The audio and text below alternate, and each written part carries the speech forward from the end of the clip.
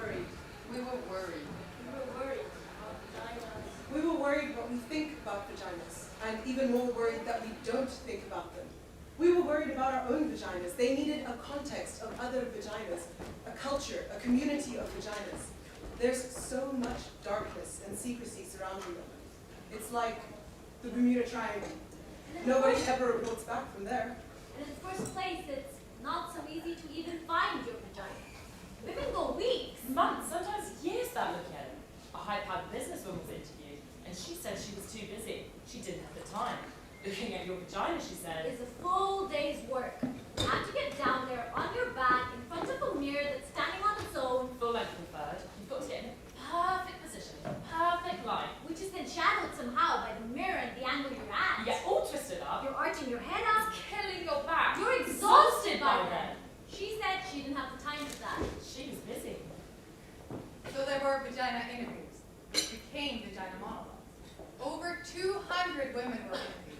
Older women, single women, younger women, married women, lesbians, college professors, Actors, Corporate professionals, sex workers, black women, Asian American women. Latina women, Native American women. Caucasian women. or Jewish women. Okay. At first, women were reluctant to talk. They were a little shy. But once they got going, you couldn't stop them. Women secretly loved to talk about their vaginas.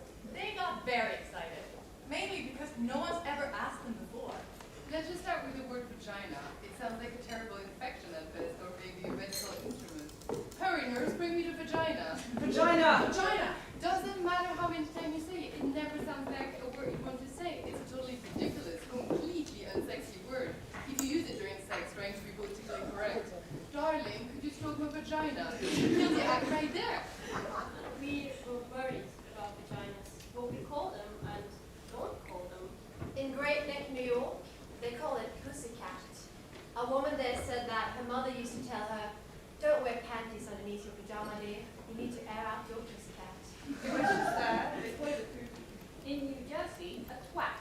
There's a hot box, a poochie, a poopy, a peepee, a poopalu, a punani, a cow, and a peach. Toady, Dee-Dee, Nishi, Dignity, Monkey Box. Cootie snorcher, cooter, laddie. Gladys Siegelman. Vaughn, wee-wee, horse spot, nappy dugout. Mungo, Mookie, a pajama, funny little marshmallow. Ghoulie, possible, tamale, patita, honey. A meanie in Miami. A snitch in Philadelphia. And a schmendy in the Bronx. We were worried about vaginas.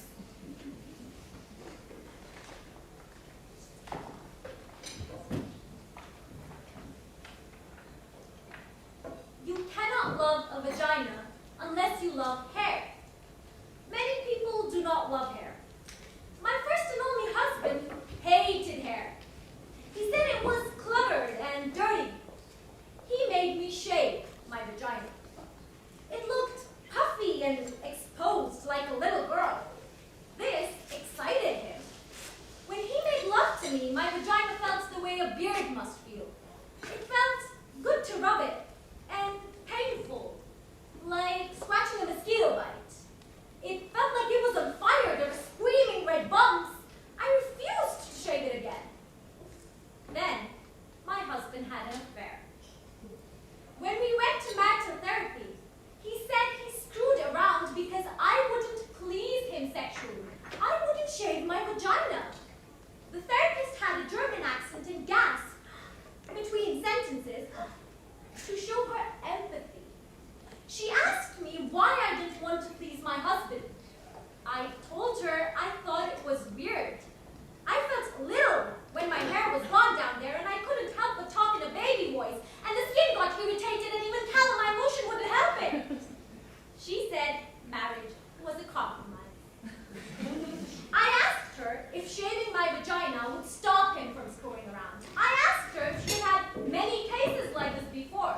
She said questions diluted the process. I needed to jump in.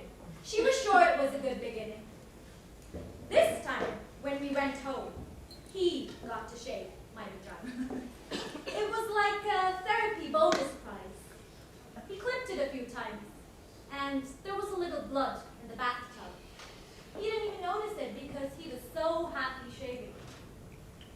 Later that night, when my husband was pressing against me, I could feel his spiky sharpness sticking into me, my naked, puffy vagina.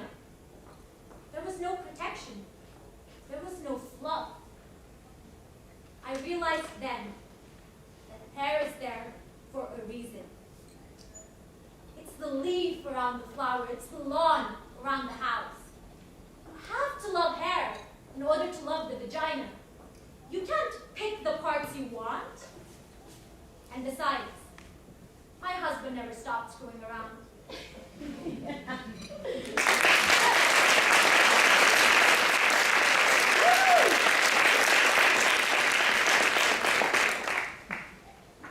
All the women were asked the following questions. If your vagina got dressed, what would it wear? A beret, a leather jacket, silk stockings, mink, a pinbois. A male tuxedo, jeans, something form-fitting. Emeralds, an evening gown, Oh. sequins, Armani only. a tutu, black see-through underwear, a tuffet ball gown. Something mashing washable. A costume eye mask, purple velvet pajamas, a red bow. Ermine and pearls, a leopard hat, silk kimono, sweatpants, a tattoo. An electrical shock device to keep unwanted strangers away. High heels, lace and combat boots. Purple feathers, twigs and shells, cotton. A pinafore, A bikini? a slicker. If your vagina could talk, what would it say? 2 words. Slow down! Is that you? Feed me. I want. Yum yum. Oh, yeah. Start again. No, over there. Lick me. Stay home. Pretty choice. Think again. More, please. Embrace me. Let's play. Don't stop. More. More. Remember me? Come inside. Not yet. Whoa, mama. Yes, yes. Rock me. Enter at your own risk. Thank God. I'm here. Let's go. Let's go. Find me. Thank you. Bonjour. Too hard. Don't give up.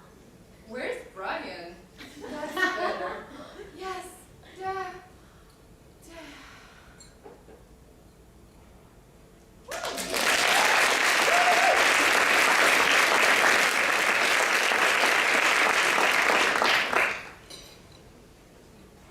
Down there? I haven't been down there since 1953. No. No, it had nothing to do with Eisenhower. No, no. It's a cellar down there. It's very damp, clammy. You do not want to go down there. Trust me, you get sick. Suffocating.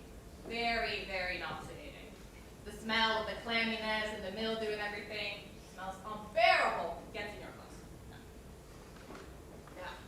No, there was no accident down there. It didn't blow up or catch on fire or anything. It wasn't so dramatic. I mean, well, no. No, never mind. No, never mind. I can't tell you this. What's a smart girl like you going around talking to old ladies about their down there sport? We didn't do this kind of thing when I was a girl. What? Jesus. Okay. There was this boy, Andy Lepko. He was cute, well I thought so, and he was tall, like me. And I really liked him. He asked me out for a date in the bar. I can't tell you this. I can't do this. Talk about down there. You just know it's down there. It's like a cellar. There's rumbles down there sometimes. You can hear the tides and things get caught there, little animals and things, and it gets wet. And sometimes people have to plug up the leaks. Otherwise the doors stay closed, you forget about it. I mean, it's part of the house, but you don't see it or think about it. It has to be there though, because every house needs a cellar. Otherwise the bedroom would be in the basement. Oh. Andy Lepko. Right. Well, Andy was very good looking. He was a catch. That's what we called it in my day. We were in his car, this new white Chevy Bel Air. I remember thinking that my legs were too long for the seat. I have long legs. They were smushed up against the dashboard, and I was looking at my big kneecaps when he just kissed me in this surprising take me by control like you do in the movies sort of way. Well, I got excited. So excited, and well, there was a flood down there. I couldn't control it. It was like this force of passion, this river of life just flooded out of me, right through my panties, right onto the car seat of his new white Chevy Bel Air. It wasn't ski, and it was smelly. Frankly, I didn't really smell anything at all, but he said, Andy, he said that it smelled like sour milk. It was staining his car seat. I was a stinky weird girl, he said. I tried to explain that I wasn't normally like this, that his kiss had caught me off guard. I tried to wipe the flood out with my dress. It was his new yellow primrose dress. It looked so ugly with the stain on it. Andy, I drove me home without saying another word, and when I got out and closed that car door, I closed the whole store, locked it, never opened for business again. I dated some after that, but the idea of flooding just made me too nervous. I never even got close again. I used to have these dreams, crazy dreams. Oh, they're dopey. Why? Burt Reynolds. I don't know why. He never had much of my life, but in my dreams it was always Burt Nye, Burt Nye, Burt Nye. It was always the same general dream. We'd be out, Burt Nye, be at some restaurant, like the kind you see in Atlantic City, all big with chandeliers and stuff, and thousands of waiters with the best. Burt, he would hand me this orchid corsage. I'd pin it to my blazer. We'd laugh. We were always laughing, Burt and I. Laughing, laughing. We were very, very happy together. Very happy together. We'd eat shrimp. Huge shrimp, fabulous shrimp, and we'd laugh some more. Very, very happy. Then he'd look into my eyes and pull me to him in the middle of the restaurant, and just as he was about to kiss me, the whole restaurant would start to shake. Pigeons would fly out from under the table. I do not know what those pigeons were doing there. The blood would come straight from down there. It would pour out of me. It would pour and pour. There would be fish inside it. And there would be blood all over the restaurant. And Burt would be standing waist deep in, looking horribly disappointed at me that I'd done it again. Horrified. Horrified as he watched his friends, Dean Martin and Elias, swim past us in their evening outfits. I don't have those dreams anymore. No. Not since they took away just about everything connected with down there. Moved out the uterus, the tubes, the whole works. My doctor thought he was being funny. He said, if you don't use it, you lose it. But really, I found out it was cancer. Everything around it had to go. Who needs it anyway? Highly overrated. I've done other things. I love that dog shows. Sell antiques. What? What? Come again. What would it wear? What kind of a question is that? What would it wear? It would wear a big sign. Closed due to flooding. What would it say? I told you, it's not like that. It's not like a person who speaks.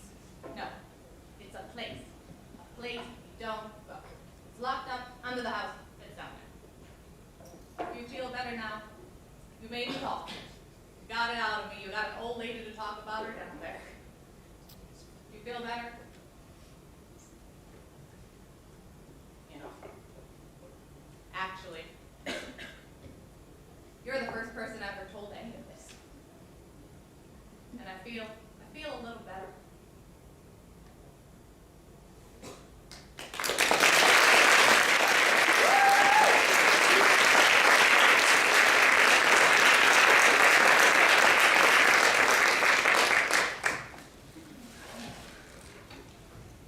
My vagina is a shell, a round, pink, tender shell, opening and closing, closing and opening. My vagina is a flower, an eccentric tulip, its center acute and deep, its scent delicate, its petals gentle, but sturdy. I did not always know this. I learned this in the vagina workshop. I learned this from from the woman who ran the Vagina workshop, a woman who believes in vaginas, who really sees vaginas, who helps other women see their vaginas by seeing other women's vaginas. In the first day of the workshop, we were asked to draw a picture of our own unique, beautiful, fabulous vagina. That's how she called it. She wanted to know how our unique, beautiful, fabulous vaginas look like to us. A pregnant woman drew a big red mouth with coins spilling out. Another very skinny woman drew a kind of serving plate with a Devonshire pattern on it. I drew a huge black dot with little squiggly lines around it. The black dot was equal to a black hole in space, and the little squiggly lines were meant to be people or objects or just your basic atoms that got lost in there. I always thought of my vagina as an anatomical vacuum randomly sucking up particles from the surrounding environment. I did not think of my vagina in practical or biological terms. I didn't, for example, think of my vagina as something attached to me. In the workshop, we were asked to look at our vaginas with hand mirrors. Then, after careful examination, we were to report back to the group of women what we saw.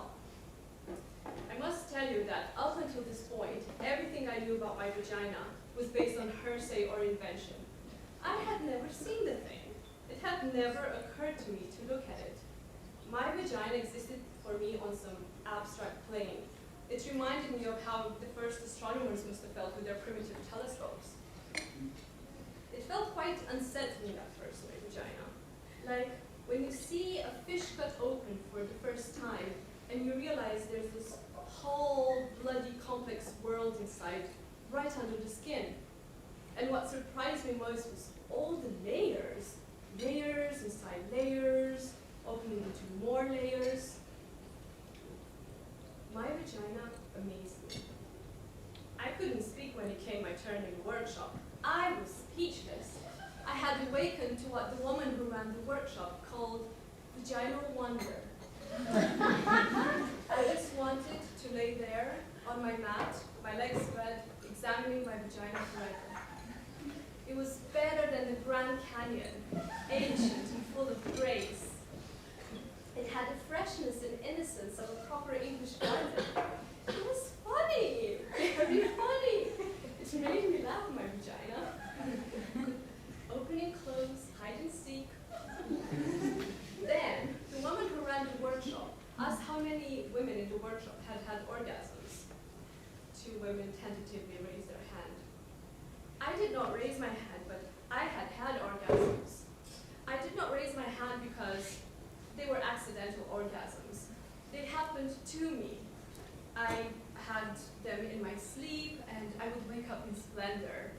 They happened a lot in water, mostly in the bath. Once in Cape Cod.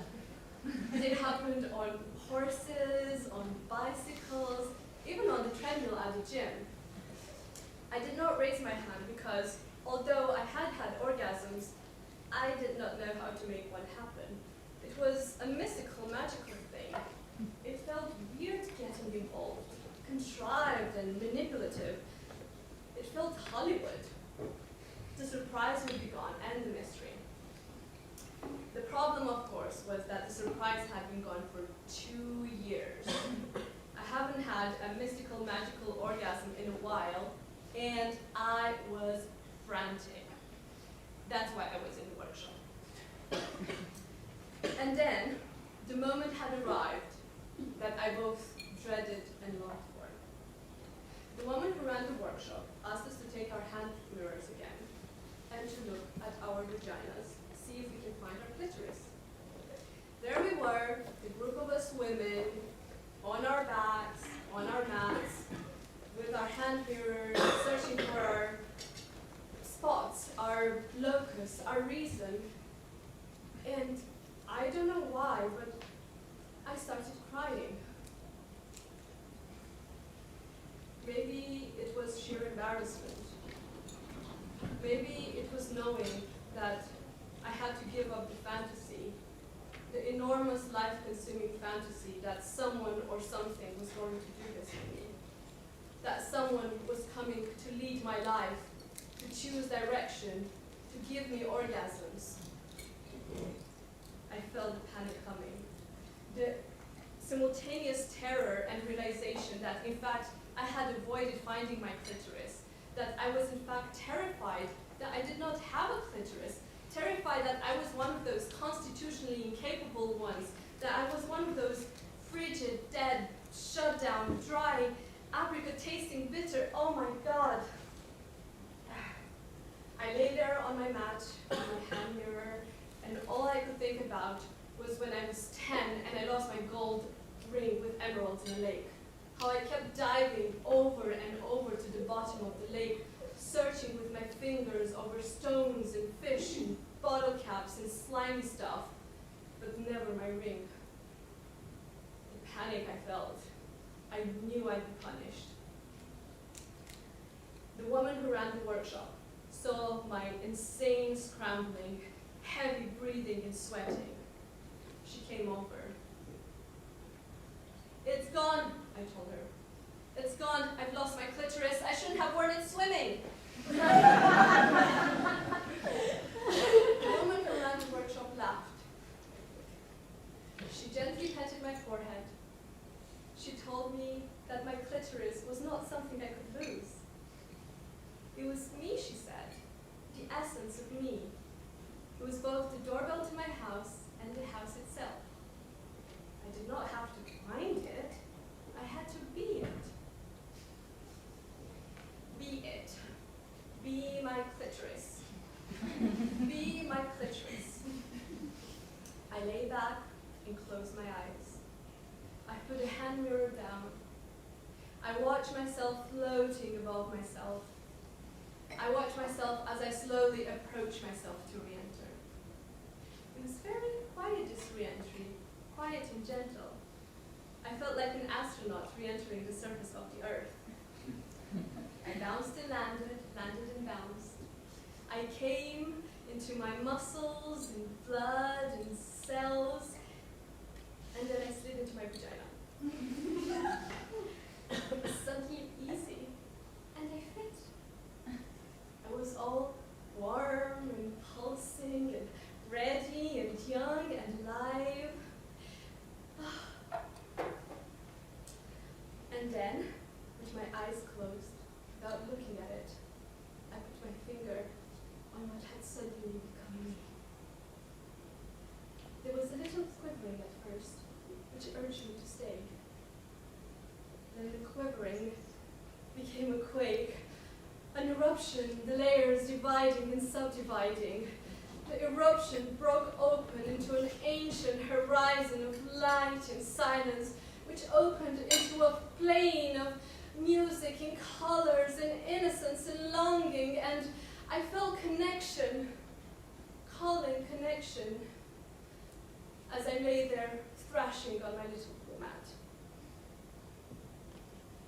My vagina is a shell, a tulip, and a destiny. I am arriving as I am beginning to leave. My vagina, me.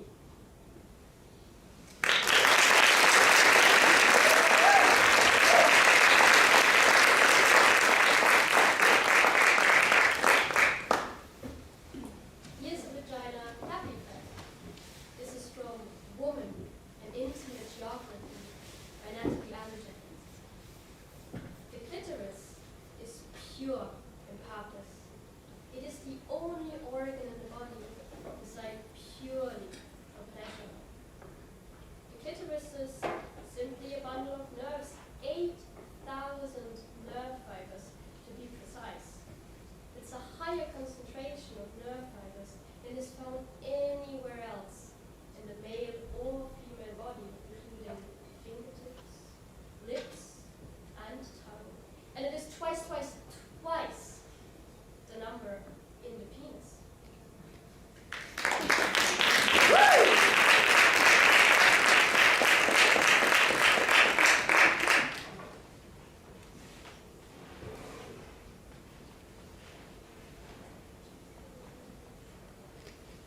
At 5 years old, I was putting my baby sister's diapers on. I saw her vagina. I wanted it.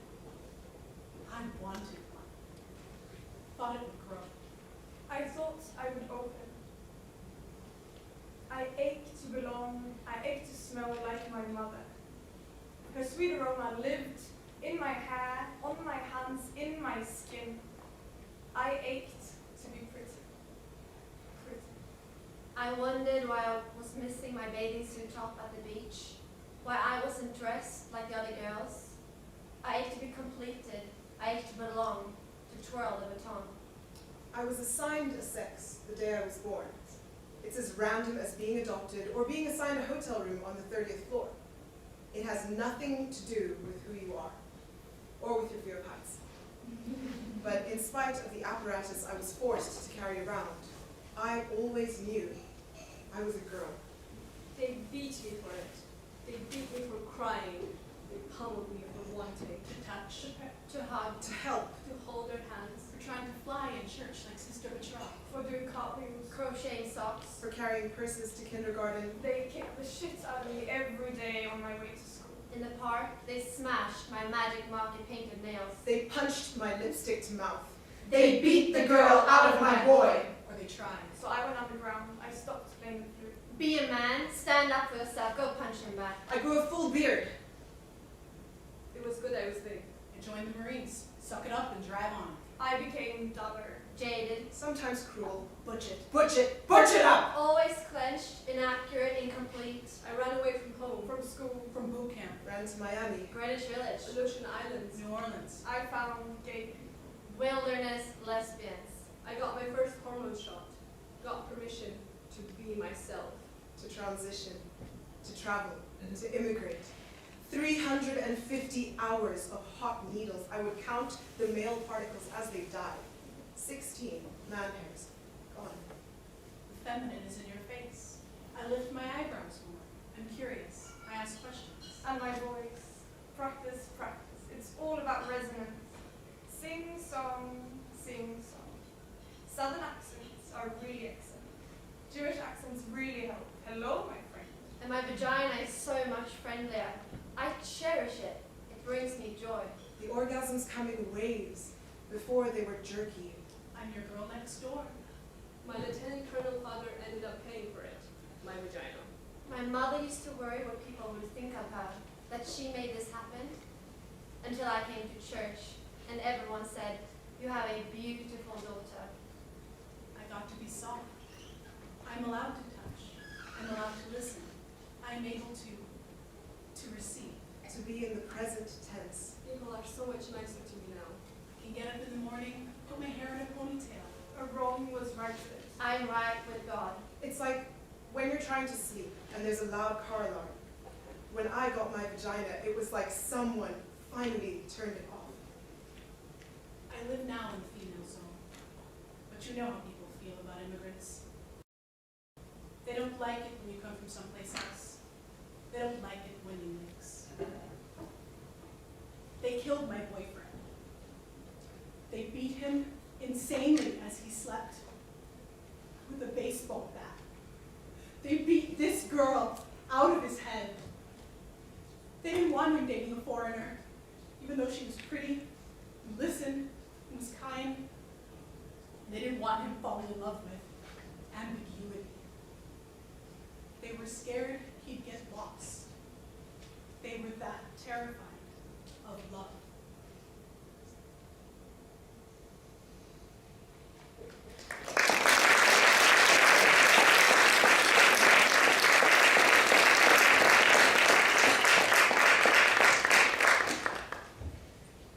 This is how I came to love my vagina. It's embarrassing because it's not politically correct. I mean, I know it should have happened in a bath with salt rains from the Dead Sea, Enya playing, me loving my woman self. I know the story. Vaginas are beautiful. Our self-hatred is only the internalized repression and hatred of the patriarchal culture. It isn't real. Pussies unite. I know all of it.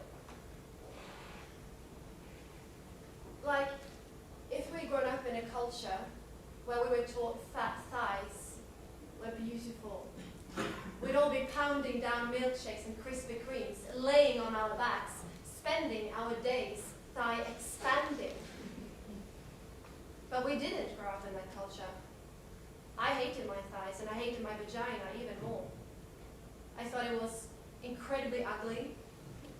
I was one of those women who had looked at it, and from that moment on, I wished I hadn't. It made me sick. I pitied anyone who had to go down there. So in order to survive, I began to pretend there was something else between my legs. I imagined furniture, cozy futons with light cotton comforters, little velvet settees, leopard rugs, or pretty things, silk handkerchiefs, quilted potholders, or play settings. I got so accustomed to this that I lost all memory of having a vagina. Whenever a man was inside me, I pictured him inside a milk-lined muffler or a Chinese bowl. Then I met Bob. Bob was the most ordinary man I ever met. He was thin and tall and nondescript, and he wore khaki-tan clothes. Bob did not like spicy foods or listen to Prince. He had no interest in sexy lingerie. In summer, he spent time in the shade. He did not share his inner feelings. He did not have any problems or issues, and he was not even alcoholic. He wasn't very funny or articulate or mysterious. He wasn't mean or unavailable. He wasn't self-involved or charismatic. He didn't drive fast. I didn't particularly like Bob. I mean, I would have missed him altogether if he hadn't picked up my change that I dropped on the deli floor. When he handed me back my quarters and pennies and his hand accidentally touched mine, something happened. I went to bed with him. That's when the miracle occurred. Turned out Bob loved vaginas. He was a connoisseur. He loved the way they felt, the way they tasted, the way they smelled. But most importantly, he loved the way they looked. He had to look at them. The first time we had sex, he told me he had to see me. I'm right here, I said. No, you, he said, I have to see you. Turn on the light, I said, thinking he was a weirdo and freaking out in the dark. He turned on the light and he said, okay, I'm ready. I'm ready to see you. Right here, I wait. I'm right here. Then he began to undress me. What are you doing, Bob? I said. I need to see you, he replied. No need, I said. Just do it. I need to see what you look like, he said. But you've seen a red leather couch before. Bob continued. He would not stop. I wanted to throw up and die. This is awfully intimate, I said. Can't you just do it? No, he said. It's who you are. I need to look. I held my breath. He looked and looked. He got breathy and his face changed. He did not look ordinary anymore. He looked like a hungry beast. You're beautiful, he said. You're elegant and deep and innocent and wild. You saw that there? I said. It was like you read my palm. I saw that, he said, and more. Much, much more. He stayed looking for almost an hour, as if he was studying a map, observing the moon, staring into my eyes. But it was my vagina. In the light, I watched him looking at me. And he was so genuinely excited, so peaceful and euphoric. I began to get wet and turned on. I began to see myself the way he saw me. I began to feel beautiful and delicious, like a great painting on a waterfall. Bob wasn't afraid.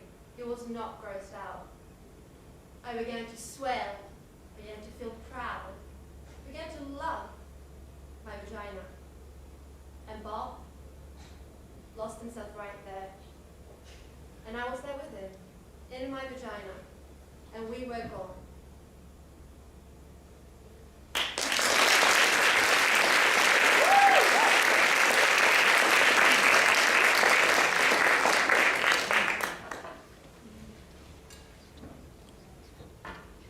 This is a not so happy fact found in UNICEF's 2013 statistical overview and the exploration of dynamics of change.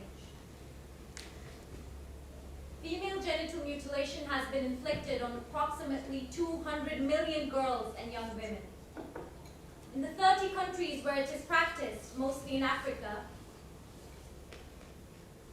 30 million girls are at risk of the knife or a razor or a glass shard to cut their clitoris or remove it altogether. In half of the countries, majority of the cutting occurs before age 5.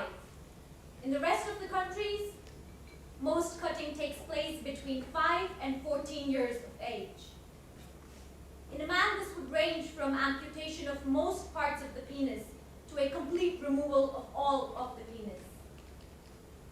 Short-term results include tetanus, hemorrhages, and cuts in the vagina, bladder, and urethral walls.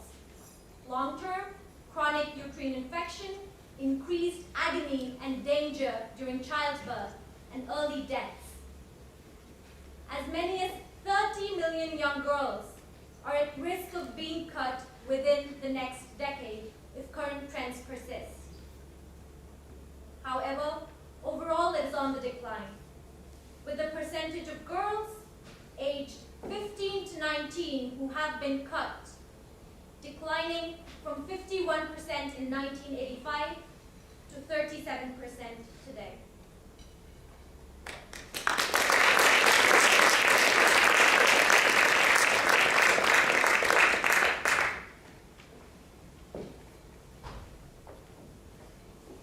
My vagina's angry. It is. It's pissed off. My vagina's furious, and it needs to talk. It needs to talk about all this shit. It needs to talk to you. I mean, what's the deal? An army of people out there thinking of ways to torture my poor-ass, gentle, loving vagina, spending their days constructing psycho products and nasty ideas to undermine my pussy. Vagina motherfuckers. All this shit they're constantly trying to shove up us, clean us up, stuff us up, make it go away. Well, my vagina's not going away. It's pissed off and it's staying right here. Like tampons. What the hell is that? A dry wad of fucking cotton stuffed up there. Why can't they find a way to subtly lubricate the tampon? As soon as my vagina sees it, it goes into shock. It says, forget it. It closes up. You need to work with the vagina, introduce it to things, prepare the way. That's what foreplay is all about. You got to convince my vagina, seduce my vagina, engage my vagina's trust. You can't do that with a dry wad of fucking cotton. Stop shoving things up me. Stop shoving and stop cleaning it up. My vagina doesn't need to be cleaned up. It smells good already. Don't try to decorate. Don't believe him when he tells you it smells like rose petals when it's supposed to smell like pussy. That's what they're doing. Try to clean it up, make it smell like bathroom spray or a garden. All these douche sprays, floral, fairy, rain. I don't want my pussy to smell like rain. All cleaned up like washing a fish after you cooked it. I want to taste the fish. That's why I ordered it. Then there's those exams. Who thought them up? There's got to be a better way to do those exams. Why the scary paper dress that scratches your tits and crunches up when you lie down so you feel like a wad of paper someone threw away? Why the rubber gloves? Why the flashlight all over there like working against gravity? Why the Nazi steel stirrups? The mean cold duck lips they shove inside you? What's that? My vagina's angry about those visits. It gets defended weeks in advance. And then you get there. Don't you hate that? Scoop down. Relax your vagina. Why? So you can shove those mean cold duck lips inside? Why can't they find some nice, delicious purple velvet and wrap it around me? Lay me down on some feathery cotton spread, put on some friendly paper blue gloves, and rest my feet and some fur-covered stirrups. Warm up the duckroots. Work with my vagina. But no more tortures. Dry water, fucking cotton, cold duck lips, and thong underwear. That's the worst. Thong underwear. Who thought that up? Moves around all the time, gets stuck in the back of your crusty butt. Vaginas are supposed to be loose and wide, not held together. That's why girdles are so bad. We need to be able to move and spread and talk and talk. Vaginas need comfort. Make something like that. No, of course they won't do that. Hate to see women having pleasure, particularly sexual pleasure. I mean, make a nice pair of soft cotton underwear with a French dip with it. Women would be coming all day long. Coming in the supermarket, coming on the subway, coming happy vaginas. Ooh, they wouldn't be able to stand it. Seeing all these energized, not talking shit, hot, happy vaginas. If my vagina could talk, it would talk about itself like me. It would talk about other vaginas. It would do vagina impressions. It would wear Harry Winston diamonds. No clothing, just there, all draped in diamonds.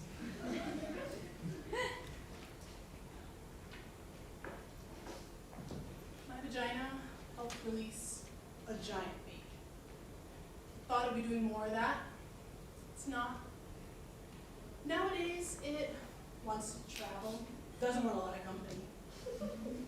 It wants to read and know things and get out. It wants sex. It loves sex. It wants to go deeper. It's hungry for depth. It wants kindness. It wants change. It wants gentle kisses and warm liquids and deep touch. It wants chocolate. It wants to scream. It wants to stop being angry. It wants to come. It wants to want. It wants. My vagina,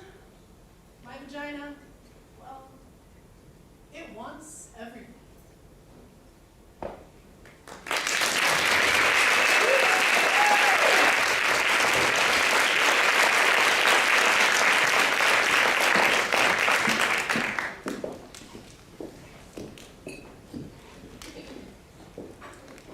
This piece is for the women of Boston.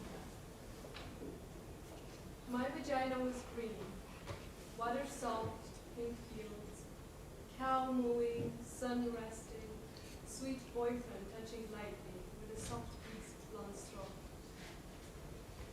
There is something between my legs. I do not know what it is. I do not know where it is. I do not touch. Not now. Not anymore. Not since. My vagina was chatty, can't wait, so much, saying, words talking, can't quit trying, can't quit saying, oh yes, oh yes. Not since I dreamed there's a dead animal sewn in down there, with thick black fishing line. And the bad dead animal smell cannot be removed. Its throat is slit, and it bleeds through all my summer dresses. My vagina singing all girl songs, all go bear ringing songs, all summer songs, vagina home songs. Not since the soldiers put a long, thick rifle inside me. So cold, the steel rod cancelling out my heart. Don't know if they're going to fire it or shove it through my spinning brain. 6 of them, monstrous doctors in black masks shoving bottles up me too. Then slips on the end of the group. My vagina swimming river water, clean spilling water over sun-baked stones, over stones, clit stones, over and over. Not since I heard the skin tear, 8 lemon screeching sounds. Not since a piece of my vagina came off in my hand, part of the lip. Now one side of the lip is completely gone. My vagina, a live wet-water village. My vagina, my hometown. Not since they took turns for 7 days, smelling like feces and smoked meats, they left their dirty sperm inside of me. I became a river of poison and pus, and all the crops died in the fish. My vagina, a live wet-water village. They invaded it. They butchered it and burned it down. I do not touch. Do not visit. I live someplace else now. I do not know where that is.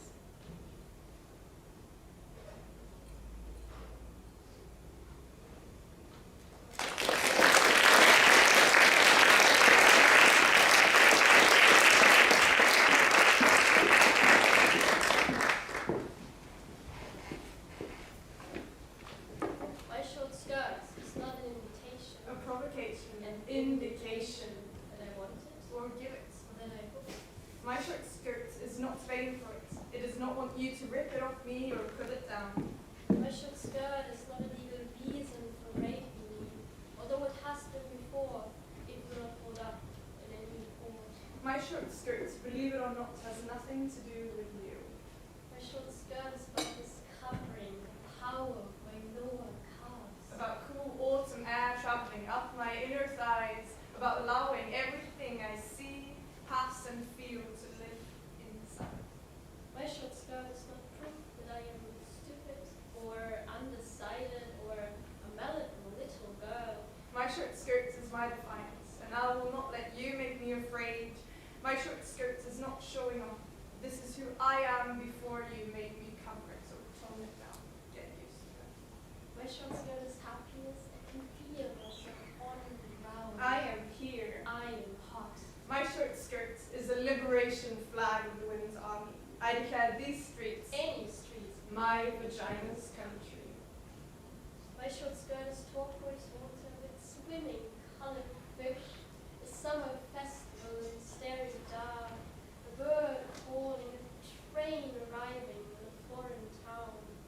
My short skirt is a wild spin, full breath, a tangled dip. My short skirt is initiation. Appreciation, excitation. But maybe my short skirt and everything under it is mine. Mine. Mine.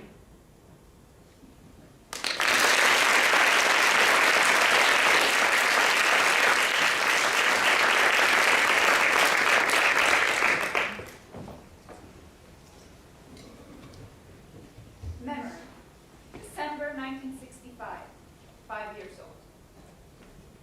My mama tells me in a loud, life-threatening voice to stop scratching my coochie snorcher. I become terrified that I've scratched it off down there. I don't touch myself again, even in the bath. I'm afraid of the water getting in and filling me up so I explode. I put Band-Aids over my coochie to cover the hole, but they fall off in the water.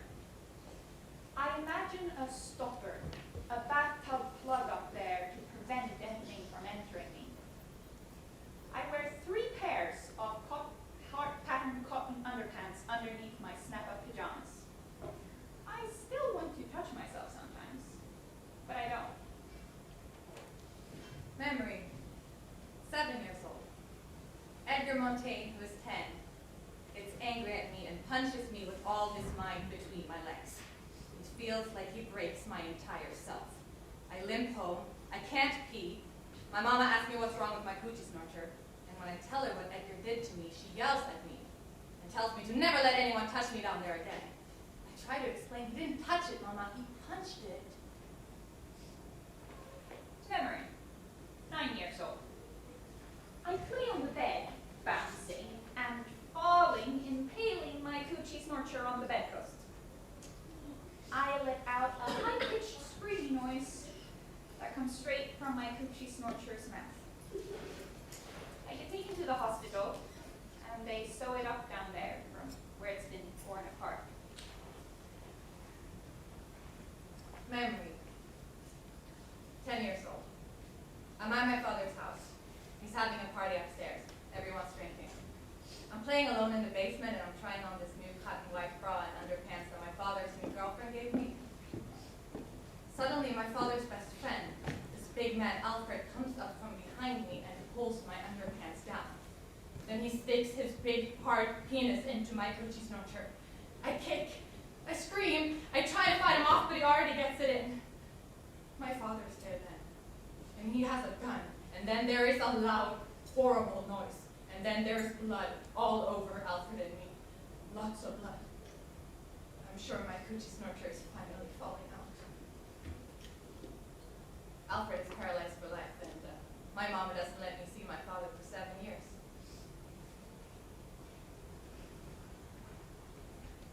Memory, 13 years old. My coochie snorcher is a bad place.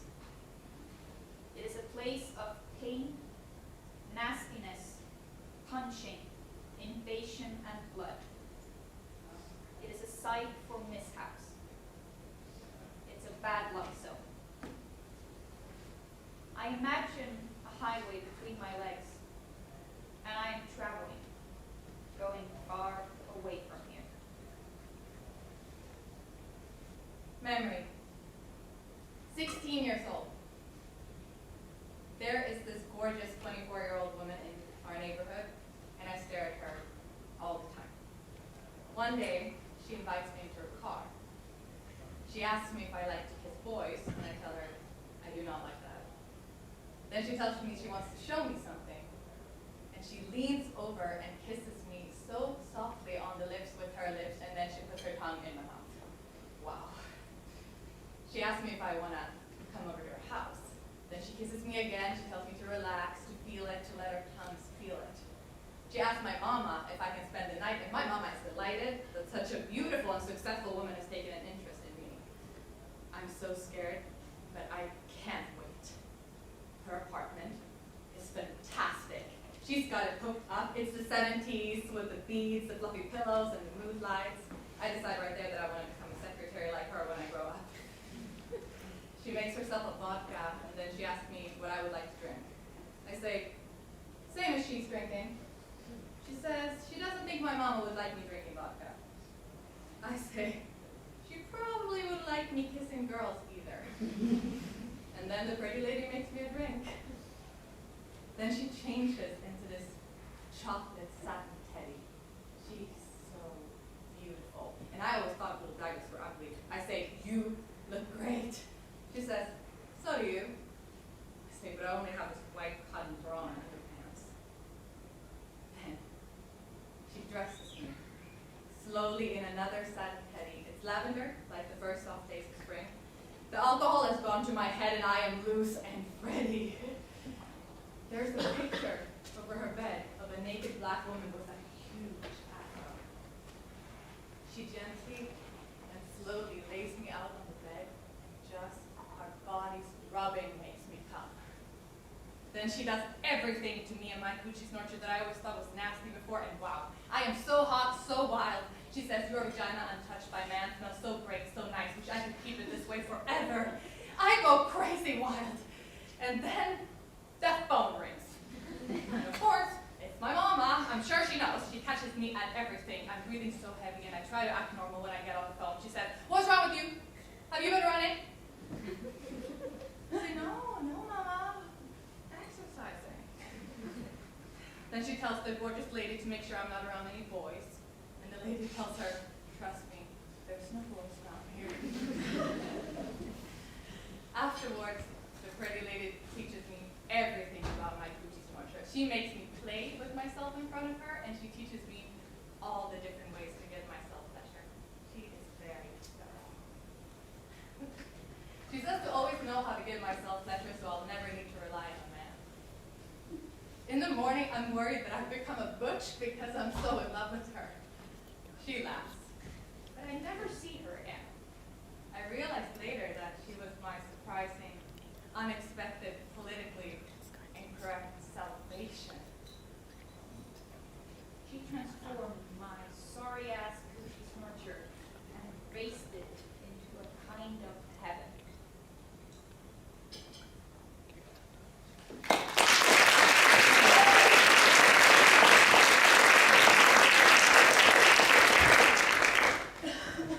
I call it cunt. I've reclaimed it, cunt. I really like it. Cunt. Just listen to it. Cunt. Cunt. Cunt. Car. Car. Cabin. Cackle. Clit. Cute. Unclosed. Closed inside. Inside. Car. Then you. Then cool. Then curvy. Inviting shark skin. You. Uniformed. Under. Up. Urge. You. Then N. Then can. Snug letters fitting perfectly together. N. Nest. Now. Nexus. Nice. Nice. Always depth. Always rounded uppercase. N. Jagged, wicked, electrical N. Can. Then T. Sharp, certain, tangy T. Texture. Take. Tent. Tight. Tantalizing. Tensing. Taste. Tendrils. Time. Tactile. Tell me. Can't. Say it. Tell me. Can't.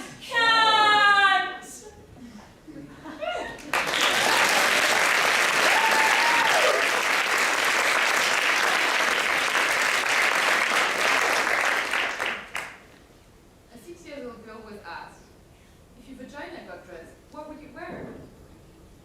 Red high tops and a Mets cap worn backwards. If you could speak, what would it say? It would say words that begin with V and T. Journal and violence are examples. What does your vagina remind you of? A pretty dark peach. Or a diamond I found from a treasure, and it's mine. What's special about your vagina? That somewhere deep inside, it has a really, really smart brain. What does it smell like? Snowflakes.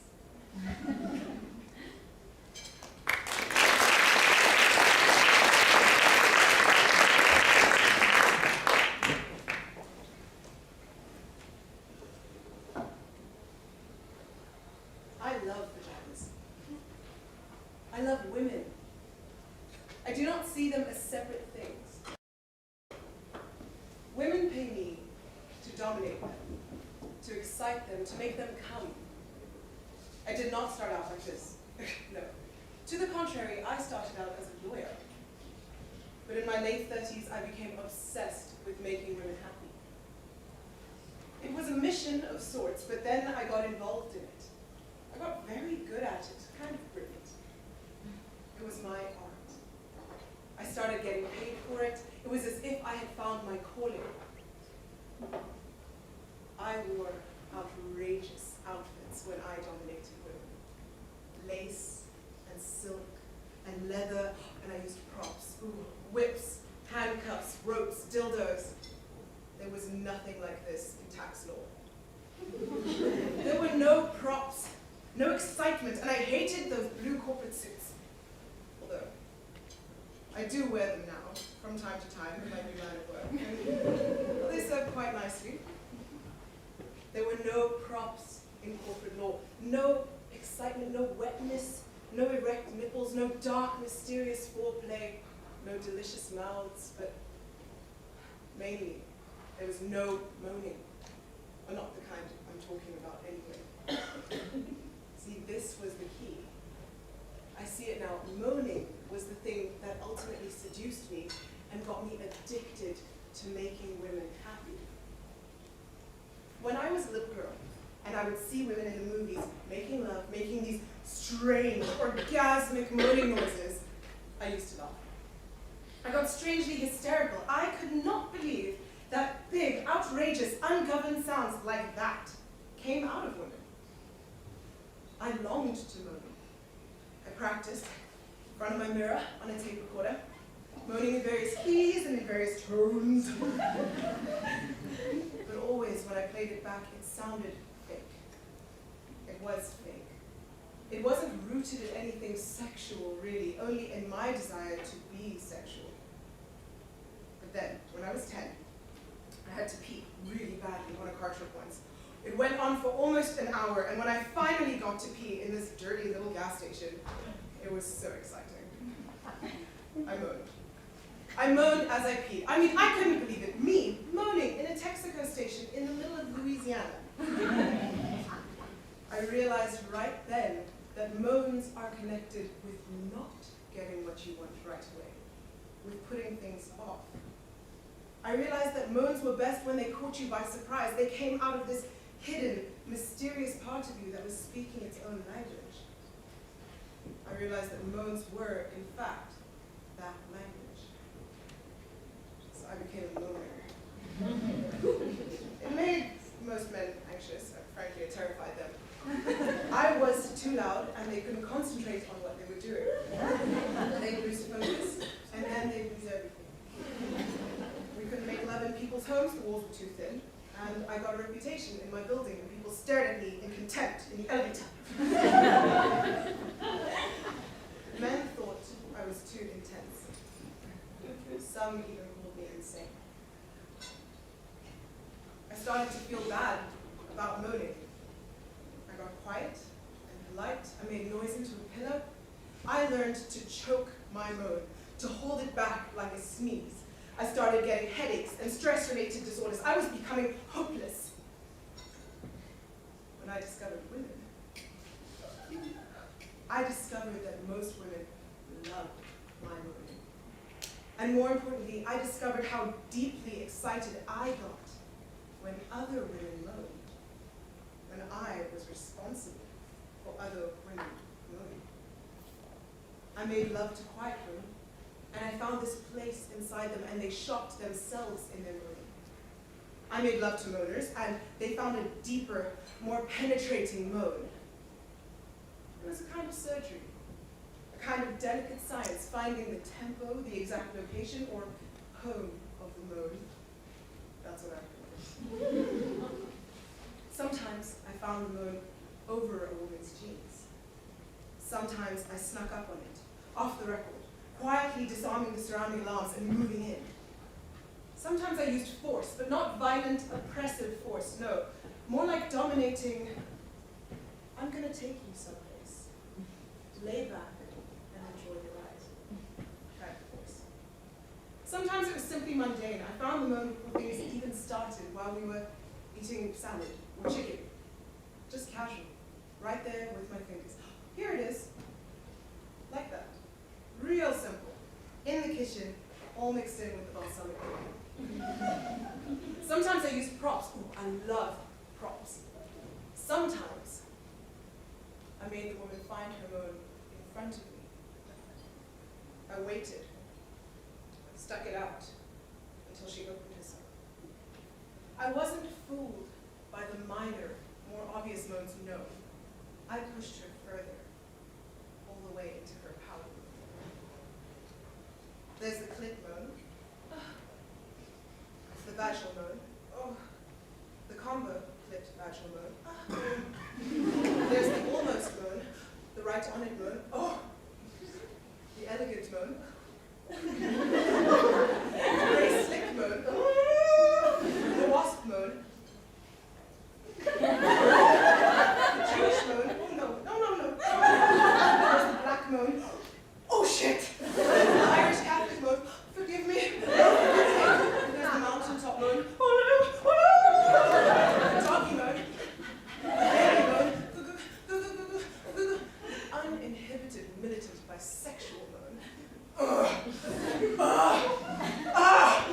There's the machine gun moan, yeah. There's the tortured Zen moan, there's the diva moan, the college moan, I should be studying. Finally, there's the surprise triple orgasm moan. Oh, wait, oh my God.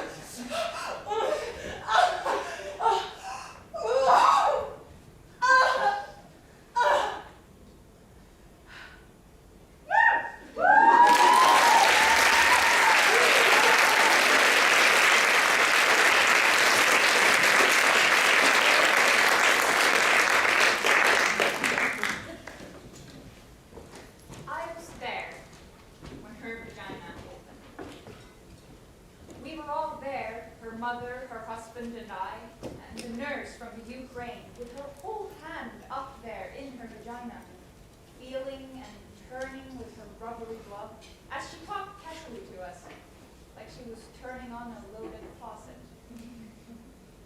I was there in the room when the contractions made her crawl on all fours, made unfamiliar moans leak out of her pores, and still there after hours when she just screamed suddenly wild, her arms striking at the electric airs.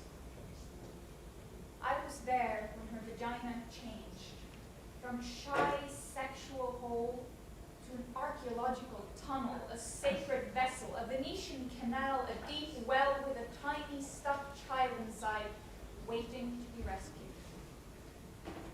I saw the colors of her vagina. They changed. Saw the bruised, broken blue, the blistering tomato red, the gray pink, the dark. Saw the blood like perspiration around the edges, the yellow-white liquid, the shit, the clots pushing out of all holes, pushing harder and harder. Saw through the hole the baby's head, scratches of black hair. Saw it right there, just behind the bone, a hard, round memory, as the nurse from the Ukraine kept turning and turning her slippery hand. I was there when each of us, her mother and I, held a leg and spread her wide, pushing with all of our strength against her pushing, as her husband sternly counted 1, 2, 3, telling her to focus harder. We looked into her then. We couldn't get our eyes out of that place. We forget the vagina. All of us. What else would explain our lack of awe, our lack of reverence? I was there when the doctor reached in with Alice in Wonderland spoons, and there as her vagina became a wide operatic mouth singing with all of its strength. First the little head, then the great flopping arm, then the fast swimming body swimming quickly out into our weeping arms. I was there later, when I just turned and faced her vagina. I stood, and I let myself see her, all spread, completely exposed. Mutilated, swollen and torn, bleeding all over the doctor's hands who was calmly sewing her there. I stood, and her vagina suddenly became a wide, red, pulsing heart.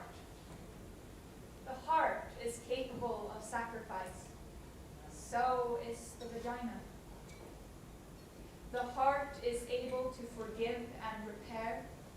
It can change its shape to let us in. It can expand to let us out. So can the vagina. It can ache for us and stretch for us, die for us and bleed us into this difficult, wondrous world. I was there in the room. I remember.